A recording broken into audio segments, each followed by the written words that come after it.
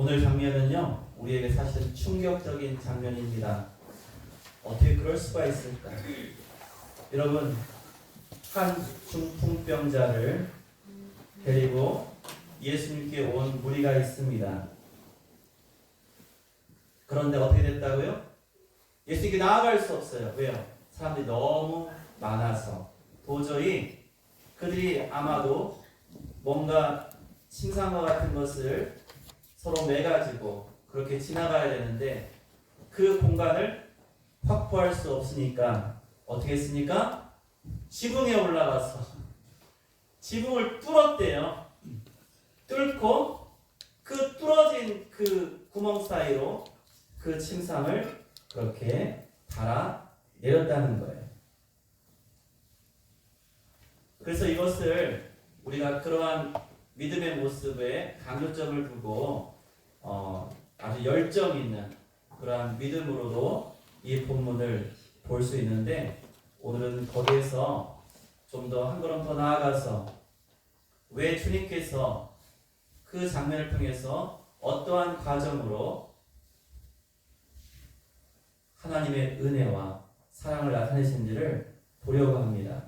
20절에 보니까 예수께서 그들의 믿음을 보시고 이르시되 이 사람아 내 죄 사함을 받았느니라, 이렇게 말씀하신 거예요. 자, 이들이 무엇 때문에 왔어요? 중풍병자이니까 중풍병에서 일어나기를 원했지 않겠어요? 근데 예수님께서는요, 병을 고쳐달라고 온 그 자리에서 병이 아니라 죄에 대해서 말씀하십니다. 왜일까요? 우리가 그것을 한번 생각해 보려고 합니다. 근데 먼저 우리가 생각해 볼 필요가 있습니다. 이 지붕을 뚫었던 이 사람들의 모습 한번 먼저 생각해 보려고 해요. 여러분, 상황이 안 되면 우리는 그냥 가지, 다음 기회에 다른 장소에서 이렇게 아마 할 수 생각하고 말할 때가 있지 않습니까? 그런데 그러한 환경을 이들은 장애로만 보지 않고 그것을 넘어서려고 했습니다. 그리고 끝까지 노력했던 모습을 보게 됩니다. 그리고 그들은요, 체면과 상식을 내려놓는 그러한 믿음의 모습을 보였어요.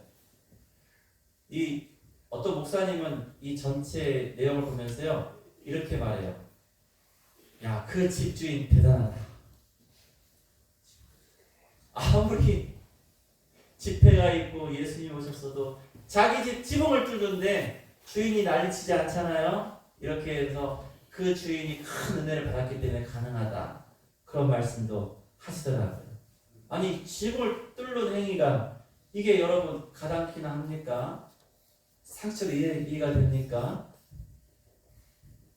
여러분, 저희 요즘에 짓는 지붕들은요, 만약에 콘크리트로 타설한 그러한 지붕이면요, 못 뚫어요. 이번에 배웠어요. 이번에 엘리베이터 하는 거 배웠는데, 보통 이러한 것을 타공한다. 타공. 구멍을 냈는데 보통 300만 원 든대요. 그럼 와가지고요, 엄청난 그 배경과 함께 뚫어야 돼요.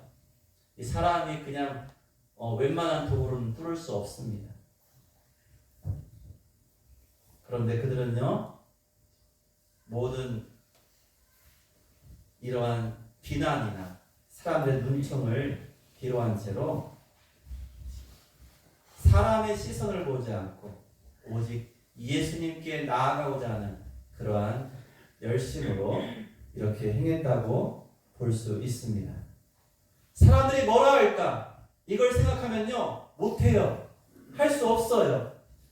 주님 앞에 세워야겠다. 주님 앞에 이 친구를 반드시 보내야겠다라는 그 마음이 이러한 선택을 하게 했다는 거예요. 때로는 우리 성도들이요, 너무나 체면 차리다가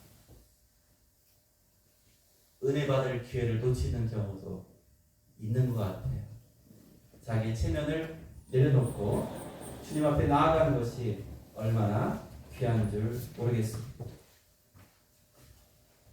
예수님께서는요, 그들의 믿음을 보시고 스스로 움직일 수 없는 그에게 은혜를 결국 베푸셨어요.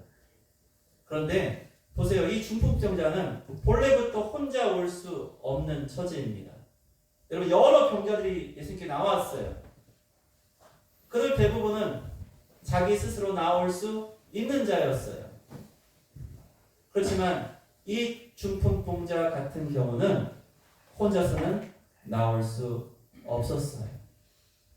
그러니 어쩌면 우리 인생에 이와 같은 믿음의 동역자, 함께 같은 마음을 품고 어려운 서로를 도와줄 수 있는 그러한 사람들이 얼마나 귀한가라는 것을 또한 생각하게 됩니다.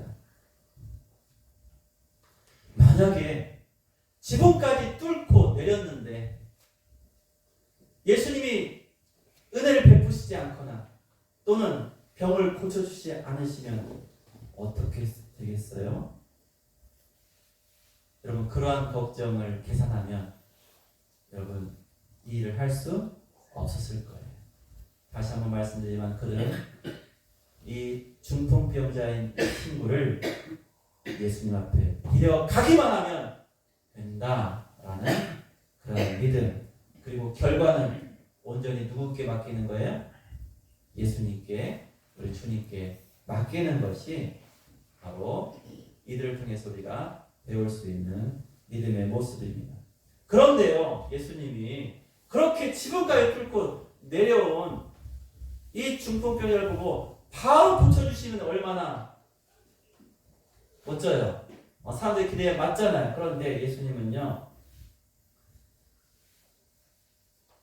세상 말로요, 쓸데없는 말을 하는 것 같아요. 그렇잖아요. 예수님이 지금 뭘 말씀하세요? 죄사함에 대해 선포함으로 인해서 지금 병을 고쳐야 될 이 중풍병을 앞에 두고요, 그 안이 어떤 일이 벌어져요? 논쟁이 벌어져요. 논쟁이. 그런데 예수님께서는요, 그렇게 말씀하셨습니다. 여러분, 중풍병자의 가장 큰 문제는 무엇입니까? 걷지 못하는 것입니다. 일어설 수 없습니다. 혼자의 힘으로 무엇도 할 수 없는 그러한 상황에 있었을 거예요. 그런데 우리 주님께서는 그의 외적인 그러한 신체적인 어떤 불능과 불구 상태를 보시기 전에 그 내면의 깊은 문제를 들여다 보셨어요. 그가 하나님과 단절되어지고 하나님께 죄를 지은 그러한 죄인으로서 그 환자를 바라보게 됩니다. 여러분, 우리의 병과 어떠한 질병은 우리의 삶을 불편하게 합니다. 그렇지만 죄는요, 삶을 잠깐 불편하는 것이 아니라 영원한 지옥에 떨어지게 하는, 여러분, 우리의 힘으로는 감당할 수 없는 그러한 일이었어요. 병은 이 땅에서 끝납니다. 그런데 죄는 영원까지 우리를 괴롭히게 됩니다. 예수님이 이 땅에 오신 목적이 뭘까요? 예수님이 이 땅에 오셨던 목적은 잠깐 우리에게 먹을 걸 주고 병을 고쳐주고 잠깐 기쁨을 주려는 그것이 아니지요. 예수님은 궁극적인 문제를 해결하기 원하셨어요. 그래서 이 중풍병자를 두고서 예수님은 당신이 이 땅에 오신 바로 그 목적과 일치되는 그러한 태도로서 이렇게 행하시게 된 거예요. 누가복음 19장 10절 말씀에 이렇게 말씀하십니다. 인자가 온 것은 잃어버린 자를 찾아 구원하려 함이라. 잃어버린 자, 죄인들을 찾아서 구원하려고 우리 주님이 이 땅에 오신 거예요. 예수님은요, 물론 치유자 예수입니다. 그런데요, 우리에게 있는 어떤 증상들만 잠깐 무마시키고 잠깐 완화시키며 또는 살짝 없애주는 그러한 증상의 제거자가 아니라 우리 주님은요, 근원을 치료하시는 참된 치료자가 되십니다. 사람들은요, 예수님께서 병을 고치셨잖아요. 각색 병을 다 고쳤어요. 귀신을 쫓아내셨어요. 놀라운 기적을 베푸시지 않았습니까? 그런데 예수님은요, 자신을 사람들이 그러한 예수님을 바라보는 기대와 다른 표현을 하십니다. 누가복음 5장 32절 말씀.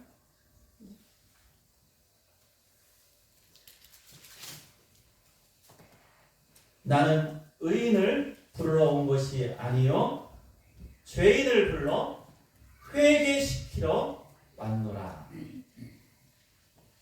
우리 주님께서 이렇게 예수님의 본인의 정체성과 또한 이 땅에 오신 목적을 말씀해 주고 계세요. 예수님은 병만 고치러 오신 분이 아니신 것이죠. 병의 근원인 죄의 문제를 해결하기 위해서 오신 분입니다. 그러므로 먼저 무엇을 여러분 해결해야 되는 거예요? 그 중풍병자의 죄의 문제를 해결해야 했던 거예요. 그래서 우리 주님께서 선언하십니다. 내 죄 사함을 받았느니라. 이건 단순한 위로가 아니에요. 천지의 주제이신 하나님께서 그 병자에게 허락하시는 가장 큰 은혜를 선포하시는 장면이 되는 것입니다. 자, 그럼 보세요. 논쟁이 벌어집니다. 저가 누구이기에 하나님 외에 어떻게 누가 죄를 사할 수 있느냐? 라는 이 논쟁을 불러왔어요. 여러분, 죄 사함과 병 고침, 내 죄를 사하였느냐 또는 병을 고쳐 낫게 하는 것, 여러분 무엇이 더 중하고 무엇이 더 어렵고 쉬운가? 바로 이러한 문제가 여기서 등장하게 됩니다. 서기관과 바리새인들, 그래서 율법학자들은 서기관들이거든요. 바리새인과 율법학자들은요 이렇게 말했던 거예요. 보세요. 오늘 본문에 보니까 이 신성 모독하는 자가 누구냐? 누구긴 누구요? 지금 앞에 예수님이지. 그런데요, 그들의 말이 이겁니다. 오직 하나님 외에 누가 죄를 사할 수 있느냐? 이런 그들의 논리는 이겁니다. 병을 고친다? 그래. 예수 당신이 병 고친 거 많이 봤어. 눈에 보이니까 그래. 죄를 사한다고? 눈에 안 보이잖아요. 증명되지 않잖아요. 또 그들은 예수님을 하나님의 아들이라, 하나님이라 믿지 않잖아요. 그러니까 이것에 대해서 여러분 그들은 한 건 잡았습니다. 그래서 어쩌면요 크게 난리를 칠 수 있는 거예요. 엄청난 난리를 칠 수 있는 그러한 상황이 된 거예요. 그래서 그들은 그래, 병을 고치면 눈에 보이니까 그래, 그건 인정해 주지. 죄를 사한다고? 야, 이 신성 모독하는 자야 하고 이렇게 지금 그들은요 아마 끌어올랐을 거예요.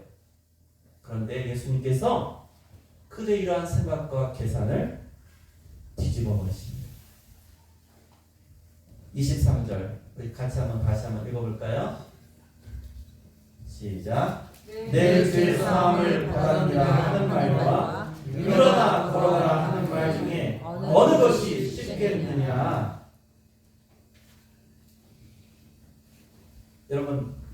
여러분은 뭐가 쉬운 것 같아요? 말로만 하기에는 죄사함 받으니라 쉬운 것 같죠?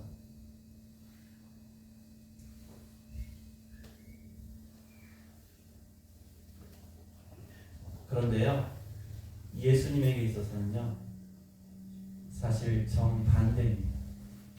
잘 들으세요. 예수님은 지금 계속해서 병을 고치셨다는 거예요.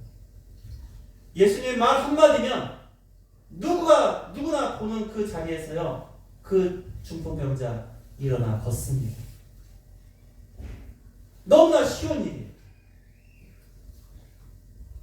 그런데요, 예수님께서 그 중풍병자에게 내 죄 사함을 받았느니라 라고 선언하신 것은요, 여러분, 이것은 정말로 어려운 일이에요. 왜 그럴까요?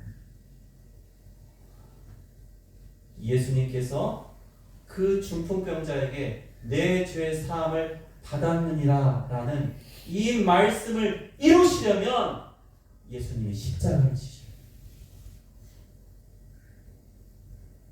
예수님이 십자가를 지지 않으시면 그 말은 소용이 없어요. 예수님이 지금 중풍병자에게 내 죄 사함을 받았느니라 라고 하신 말씀은 내가 너를 위하여 십자가를 지겠다라고 선언하시는 거예요. 내가 너를 위하여 내가 십자가에서 물과 피를 쏟아서 내 죄값을 내가 치르겠다라고 하시는 우리 주님의 말씀인 거예요. 그러니 뭐가 쉬워요? 사람들은요, 죄 사함을 받았다라도 쉽다고 생각하는 거예요. 바리새인과 율법학자들은 눈에 보이지 않으니까. 그러나 정말 그 죄 사함을 얻게 하려면 우리 주님이 십자가를 지셔야 한다는 거예요.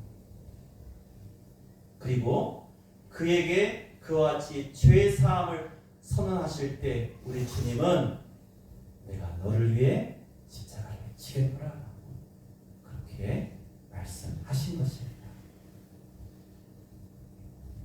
병 고침은 즉각적입니다. 예수님이 말씀하시면요, 풍랑도 잔잔해집니다. 눈먼 자가 눈을 뜹니다. 저는 자가 일어납니다. 죽었던 자가 살아납니다. 그런데요, 죄사함 다른 무엇보다도 무엇이 필요해요? 우리 주님의 생명, 우리 주님의 보혈을 요구하는 일이었던 거예요. 사람들 눈에는 병고침이 대단해 보이고 함성을 지르고 놀라워했겠지만, 그러나 하나님 보시기에는 죄 사함을 얻는다라는 이 선언이 더욱더 힘들고 어려운 길이었던 것입니다. 그런데 우리 주님은요, 그렇게 죄 사함을 선언하시며 그를 어떻게 하세요? 이제 고쳐 주십니다. 그리고 그 고치심이 뭐가 된다는 거예요? 예수님이 죄 사하는 권세가 있음을 증거하시기 위하여 이와 같이 말씀하신 거예요. 보세요. 24절 보세요. 24절. 같이 읽겠습니다. 시작. 그러나 인자가 땅에서 죄를 사하는 권세가 있는 줄을 너희로 알게 하리라 하시고, 중풍병자에게 말씀하시되 내가 내게 이르노니 일어나 내 침상을 가지고 집으로 가라 하시매. 예수님이 병을 고쳐주십니다. 왜 고쳐주십니까? 너희로 알게 하려고, 인자가 땅에서 죄를 사하는 권세가 있음을, 하나님 되심을 알게 하려고 고쳐주신다는 것. 여러분, 이 중에도 병고침을 경험한 형제자가 있을 거예요. 그리고 또한 앞으로 그와 같이 진행 중이고 또한 장래에 그러한 은혜를 받을 거예요. 여러분, 그러면 그 병고침은 단지 그냥 이거 병 고쳤네, 여러분, 그 한 가지로 끝나는 것이 아니라 하나님께서 사랑하는 하나님의 자녀들을 이 땅 가운데 살면서 하나님의 은혜 가운데 서게 하시는 그러한 능력으로, 그러한 증거로서 우리에게 나타내 주시는데, 바로 이 장면은 더욱더 놀라운 것은, 여러분, 우리 주님께서 아직 십자가를 지시기 전에 그 중풍병자를 먼저 죄사함을 선언하시고, 그리고 그 병을 고치심으로 그 죄사함에 참된 능력이 있음을 나타내 보여주신 거예요. 그러니 너무나 은혜가 됩니다. 우리 예수님께서 이 중풍병자를 보시고 그 믿음을 보시고 죄를 먼저 사하시고 고쳐주신 그 이유가 바로 이것 때문이었구나라는 것을 우리가 보게 됩니다. 여러분, 우리는 예배와 신앙생활에서 무엇에 집중하고 있습니까? 우리가 받는 것 좋아하잖아. 복 받기 좋아하고 은혜 받기 좋아하고 칭찬 받기 좋아하고. 여러분, 우리는 받는 신앙이 많이 있습니다. 그런데요, 오늘 말씀을 통해서 생각할 때 우리 주님의 은혜 가운데서 회복되어진 신앙, 회복되어진 존재로서 하나님의 영광을 나타내는 그러한 사람들이 되어야 한다는 것이죠. 여러분, 우리는 종종 병을 들고 예수님께 나옵니다. 문제를 가지고 예수님께 나오는데 우리 주님께서는요, 그때 우리에게 물으실 것 같아요. 너 지금 무엇이 필요하냐? 그럼 막 말해. 주세요, 주세요, 주세요, 주세요. 해결해 주세요, 해결해 주세요. 성공시켜 주세요. 잘 되게 해주세요. 병 낫게 해주세요. 많습니다. 그냥 여러분 A4 용지 줘가지고 몇 장을 줘도 그냥 다 써내려갈 것 같아요. 그런데요, 예수님이 먼저 우리에게 묻는 것이 있어요. 그러한 너희가 생각하는 그러한 문제보다 더 중요한 것, 너의 하나님과의 관계, 너의 죄의 문제가 과연 어떻게 되었느냐? 너는 지금 어떠한 관계로 이곳에 왔느냐라고 우리에게 물으시는 것 같아요. 여러분, 우리가 예배하는 이 장소는요, 세상에서 들고 온 문제 해결을 그러나 예수님이 해주시겠지만 그 문제 해결을 위한 장소라기보다 이곳은 뭐예요? 우리가 아버지 하나님께 온전히 감사와 기쁨으로 예배하고 영광을 돌리는 바로 그것이 우리의 예배의 초점이 되어야 한다는 거예요.